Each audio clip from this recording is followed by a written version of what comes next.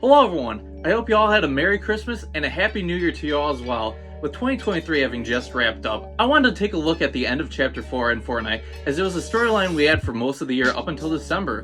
As always, I try to present my videos in a way that people who know nothing about the Fortnite storyline would understand, so I'll put timestamps if you guys want to skip ahead. But Fortnite is a battle royale game where you and 99 other players compete to be the last player standing, and the story is told mostly in the background through the end of season live events, start of season cinematic trailers, and quest dialogues that only show up for a few seconds, sometimes with voice acting and sometimes without, so it can be difficult to keep track of everything going on. That's why I'm taking up the challenge of explaining the entire lore of Fortnite on my channel. In this video, I'll be covering Seasons 3, 4, and OG of Chapter 4. I've done 2 other videos on Chapter 4 already, one being about Season 2, and the other being about the High Stakes Club side story that spans over the course of Chapter 4. Links will be in the description for those. But without further ado, let's hop right into the reset of the Fortnite storyline.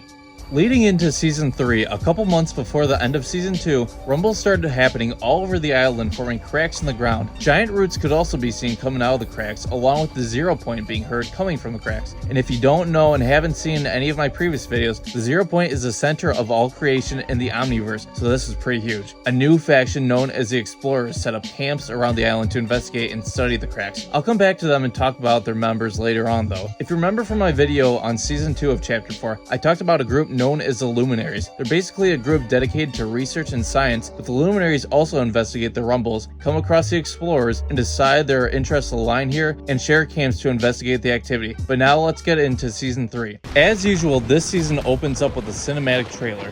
It shows the cracks in the ground we saw over the course of the previous season, as the final one opens up a hole in the ground revealing a massive jungle, very similar to Journey to the Center of the Earth. Throughout the jungle biome, many new POIs were seen, such as Creaky Compound, the base of the Explorers, a secluded village called Shady Stilts, and an ancient temple called Rumble Ruins, which we'll see these characters venture into. This season, the 0 point could also be found once again out in the open, encased in a stone and metal-like material, protecting it from being accessed.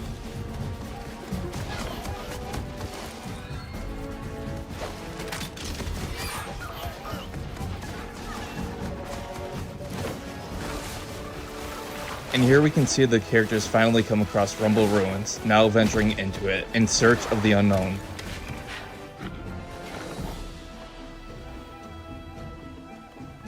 Once inside, the characters come across a pedestal with a strange futuristic object sitting on top. As Fishstick picks it up, lights start appearing on the ground showing the Autobot symbol, and Optimus Prime appears in a holographic form, beaming a version of himself onto the island to help out the loopers. Upon doing this, the cannon activates and causes massive explosions throughout the temple, as the characters are almost trapped inside, but they found an exit. And in the distance, we can see Dr. Slone, alive and well, looking at the loopers. There are a few different characters who drive the narrative for this season, but the first one I would like to look at is Optimus Prime. Often in Fortnite, you'll see characters from other franchises come to the game, and many times they don't play a role in the story other than showing how expansive the Omniverse is, but other times they'll play roles in the story, such as what Optimus Prime does here. Throughout the season, mysterious transmissions got broadcasted over the radios in the cars you could find around the island, and Optimus Prime could be heard speaking. I'll play these broadcasts and come back afterwards to explain what it all means. I am Optimus Prime, and this message is to my allies. There is grave danger on the horizon. The power that once flowed through your island has faded, and formidable enemies have taken notice. You must brave the unknown. The answers you seek lie deep within the starless void that brought you here. Fight on and roll out. Greetings. My name is Optimus Prime. If you are hearing this message, the time has come to make your escape. This reality is doomed to collapse, but hope is not yet lost. I cannot sustain this broadcast for much longer. Listen, and more will follow. I have been in contact with the one you call Slone, and while she may be an unlikely ally, she alone knows the path forward. Those who lived here long ago discovered a secret hidden among the stars. The artifacts they left behind will guide you. You will find everything you need to study the stars hidden throughout the island. The key to your future lies in the past. You must brave the unknown. Fight on and roll out.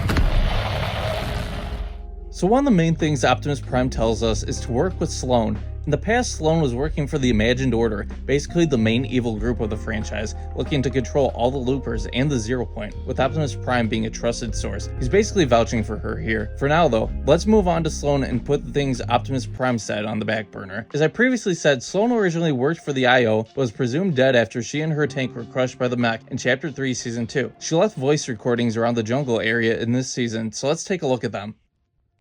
It's Slone. Day number... still in the jungle. I think you know that it takes a little more than dropping a tank on me to take me out. I'll have to thank my rescuer. Hope he doesn't expect a fruit basket. I have a plan, but I'll need to move fast. The key to all of this is the people who left this jungle behind. We have a new wrinkle here. These ruins are impossible to date using traditional methods. I don't like it. And, of course, no sign of catastrophic damage. It's as if the residents just vanished. But before they did, they left a message. And I know. But I think I'm the one intended to find it. I've found what looks like an ancient, busted machine. It's a telescope. Or some kind of stellar projector. I'll need to run scans. If this thing can do what I believe it can, it will be key to my plans for the island. From what I can tell, the apparatus uses kinetic ore prisms to manipulate light. If my instincts are right, I need to get it working. Now. I've scoured the villages of the people who lived here. Their inventions, their writings. They used refined kinetic ore to create amazing technologies. They were scientists, visionaries. And now, all we have of them is relics. I officially declare my physical recovery complete. I'm a little creaky, but I've got a mission. That's all I need. My investigations into the apparatus have been interrupted by a small army of explorers. This could work to my benefit. I've made contact as a possible expert for their team. If I can convince them to excavate the site, I can get the apparatus working. The glyphs are the only clues I have for the intended use of the apparatus. It's not enough. Yet, the explorers are pushing on with excavation. I need to figure out how to power this thing. I've been told, by someone you and I both trust, that we need to get off this island as soon as we can. Is that what the previous residents did? Find some true home among the stars? These glyphs are a clue to where we need to go next. If I can solve them. Attempts to match details from the glyphs with the movements of astronomical objects has been difficult. The glyphs appear to be predicting an incoming eclipse. All readings indicate that's impossible. But me standing here, alive? That's an impossibility too. And if these glyphs are truly the unheard voice of the past, then you know, I have to listen. Energy debris from the Riftgate collapse has complicated my long-range cosmic scans, but I am picking up something. A signal I've seen before. A very old signal. One I think I recognize. You're the last one I want to call in on this. You know me too well, for one. You'll be infuriating, but you're the only one I trust to handle this. I can't believe I'm saying this, but I need your help. Let's hope your aim hasn't improved. I don't know how I survived. Some stranger, he found me. And what's left of my tank, deep under the island. says it belongs to those who used to live here. When I recover, I need to learn everything about this jungle, its people. I need a plan, a mission. I won't falter here. I won't surrender. Analysis continues on the incoming signal. It's not a natural cosmic phenomenon, and it's coming our way. With intent. There's no way the people who left this place could have known about this eons ago. Unless it's happened before, the eclipse is the key. It has to be. So there's a few things that these tapes reveal to us. One thing is about who saved Slone. This person is Relic. Not much is known about him, but he wears a suit that resembles the ancients of the island and was exploring the jungle when he found Slone and helped her back on her feet. The next part of the tapes is to focus on the ancient civilization and the ruins. The jungle was once inhabited ages ago, but it's unknown what happened to the inhabitants. From what we can find over the season, it's revealed to us that they use refined kinetic ore for their inventions, which is how Relic also made his suit. After making a massive discovery, they fled the island and left behind some sort of telescopic device with glyphs etched into the walls of the ruins to warn and help out future inhabitants of the island. Even Optimus Prime mentioned the artifacts they left behind would help guide the loopers. We'll take a look at some artifacts and the glyphs in a bit though.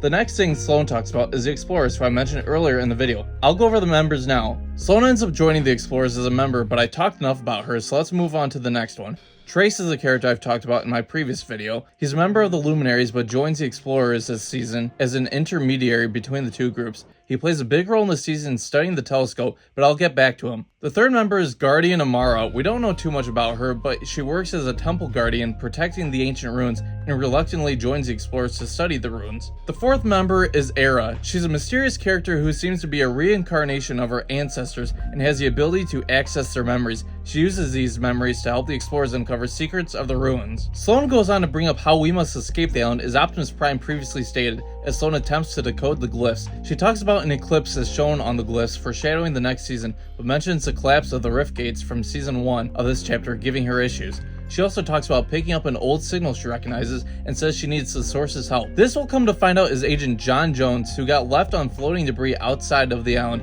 at the end of the previous chapter, but more on that later. There's an alternate theory that the source she was referring to was the source of the eclipse, possibly being caused by the last reality as she recognized the signal, but I'll come back to why that is later. Slone comes back to talking about the eclipse, stating that it's not natural, but possibly happened before, and it must be the key. Turning our attention to the glyphs scattered throughout the island temples, we have the eclipse as previously mentioned. These glyphs show the telescope pointing towards the eclipse, so let's focus on the telescope. This telescope is called the apparatus, and it's also speculated that it was a stellar projector. Over the season, Trace is stationed at it, researching it, and Yu the Looper brings him kinetic ore prisms to power it.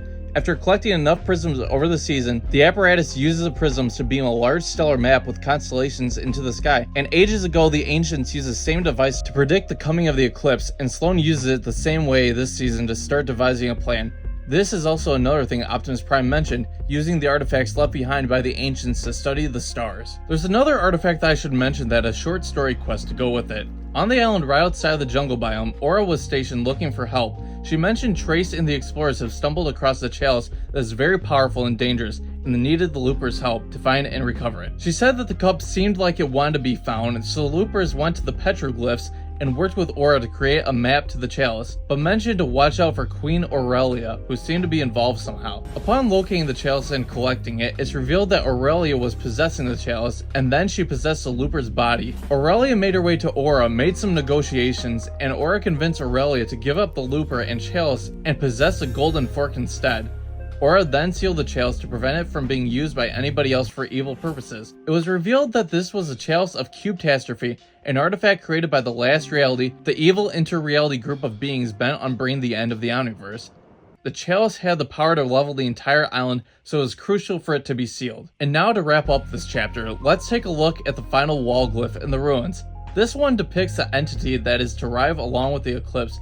As I mentioned earlier, the Last Reality was speculated to return with the eclipse due to the resemblance of this glyph to their ships. However, with the arrival of Season 4, we get an alternate idea as to what or who this glyph depicts. But for now, we end with Slone devising her plan as we move into Season 4. Season 4 kicks off with a cinematic showing the eclipse foretold by the ancients. We pan down to see a resort that appeared on the island as the power fluctuates. Inside is a time machine, and from the time machine comes a character known as Kato Thorn, holding the skull of King Oro. He walks past his henchman and places the skull in his trophy vault. We then switch to 6 characters on the battle bus planning for a heist. The different characters we see committing the heist here are Piper Pace, the pizza pit delivery driver and getaway driver, Nolan Chance, the mastermind behind the group, Mae, the hacker and explosives expert, Antonia, the weapon designer and master thief,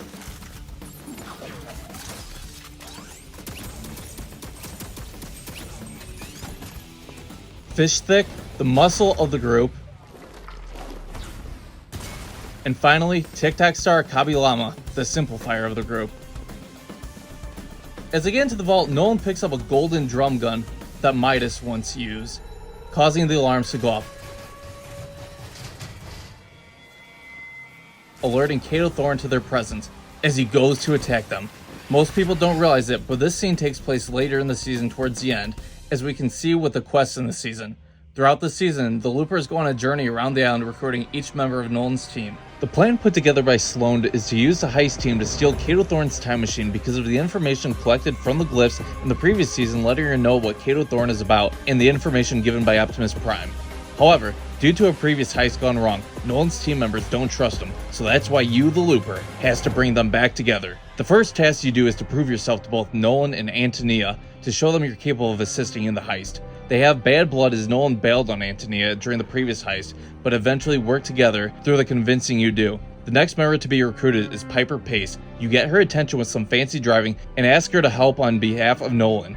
As Piper gets prepared for the heist, you cover her shift delivering pizza and then prove you're a skilled driver as well. As she sees your capability, she asks you to deliver a ring to Antonia and say it's from Nolan to put Nolan and Antonia on good terms. And then Piper joins the cause. The next member to be recruited is Fishstick. Fishstick is a slap juice enthusiast, so you pose as a fellow enthusiast to gain his attention. He's happy to meet you, but he can't help you out until he makes a gym for the Coral Buddies. I didn't mention this earlier, but in the previous season you assisted Triggerfish, Fishstick's cousin, in rescuing the Coral Buddies who were being trafficked by Riptide and Turk and captured for Kato Thorn's collection. Fishstick wants to be a Slapjuice franchisee and needs your help to make money to fund the gym. After talking to potential customers, you find out Kato Thorn is the owner of Slap Corp, so you help Fishstick destroy Kato Thorn's stuff. Nolan then agrees to help fund the gym for Fishstick, and after you gather the Coral Buddies and get them to the gym, Fishstick joins you. The final member to be recruited is Mae. It takes a lot of convincing, but you finally get her attention. You go on to gather chrono cells from Kato. After giving them to Mae, she reverse engineers them and determines that they're quantum batteries that are charged through rifts, the space-time portals that exist in Fortnite.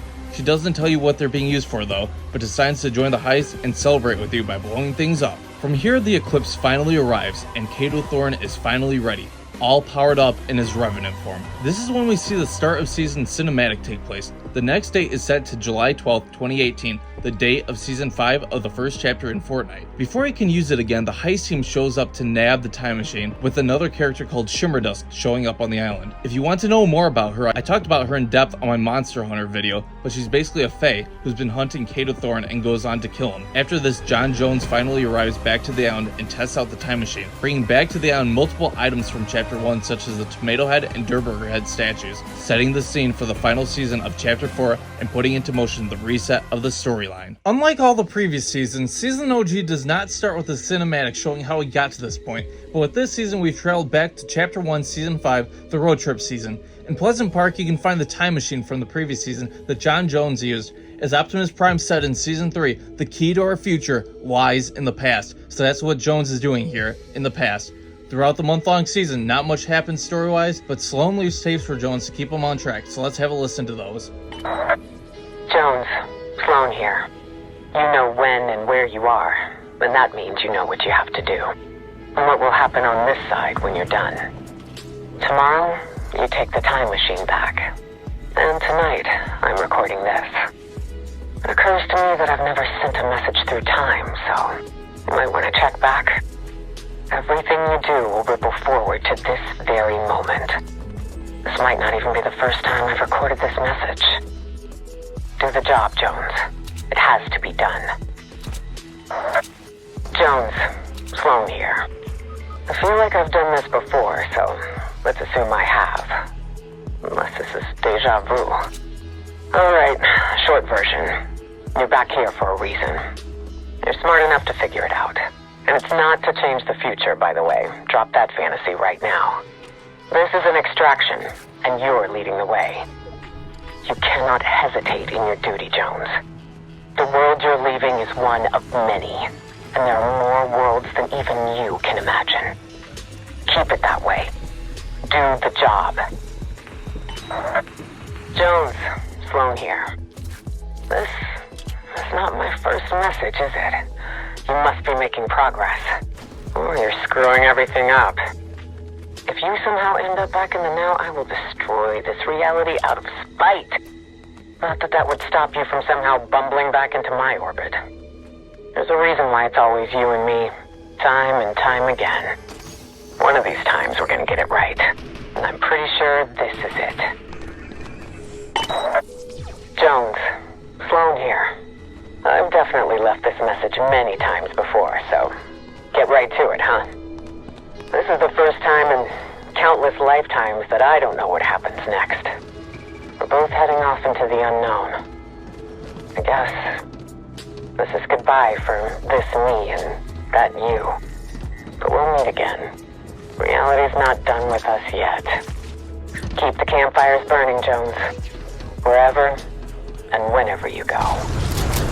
So, as you can tell, Jones is supposed to be retrieving something and not changing the past, but as the season progresses, it looks like Jones accidentally changed some things. The OG season covered seasons 5 through X of chapter 1, but many things didn't happen that happened in the original chapter, and many things happened that originally didn't.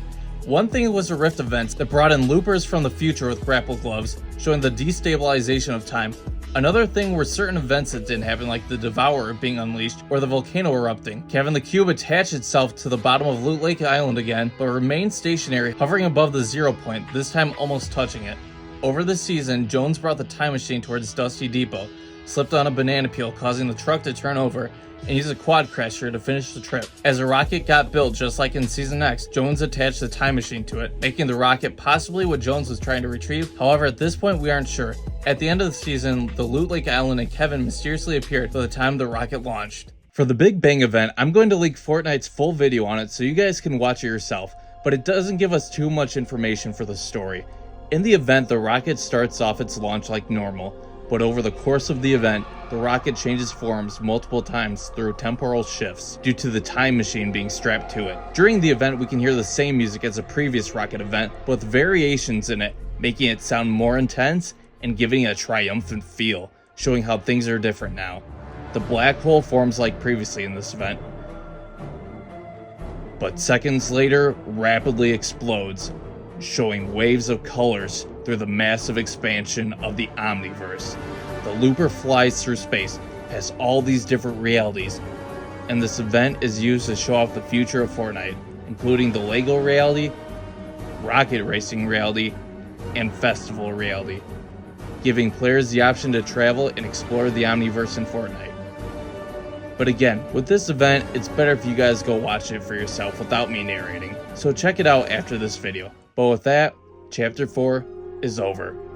We explore the secrets of the jungle left by the ancients, use that information to stop Kato Thorin, and steal his time machine to fix our future for the island and all realities. As of right now, it appears we wiped out everything that happened in chapters 2, 3, and 4 since we went to chapter 1 and things got changed, and also thanks to the implications in Slone's dialogue. And with all of that, it looks like things got reset, but who knows? A few things are still around in chapter 5 to suggest that things didn't fully get reset, but only time will tell. If you guys have stuck around for this long in the video, I just want to thank you for watching. Chapter 5 of Fortnite started a few weeks ago, and there isn't really too much lore going on with it, but I'm keeping an eye out so I can eventually make a video on it. I know I didn't upload a full-length video in December, and I was slacking on shorts, so I really wanted to apologize to you guys for that. If you guys didn't know, I work a full-time job, so I'm kind of doing this on the side for fun, just to see how much I can grow my channel and talk about video games that interest me. But since I was slacking, I wanted to make it up to you guys and upload at least one more video this month, which will be over the start of Chapter 4, so I can have the full chapter covered. I'm also planning on streaming more this month and hopefully getting this channel to 500 subscribers by the end of the month. I also have a second channel called Mr. E, which I talk about different mysteries, cryptids, conspiracies, and historical events, and everything in between, and upload a video on that channel in December, so check it out and help me grow that if that's something that you're interested in. But for now, just remember to like and subscribe if you enjoy my videos to see future content from me, and comment if you had any questions on this video or ideas you have for future videos, and thank you guys again for watching. I'll see you in the next one.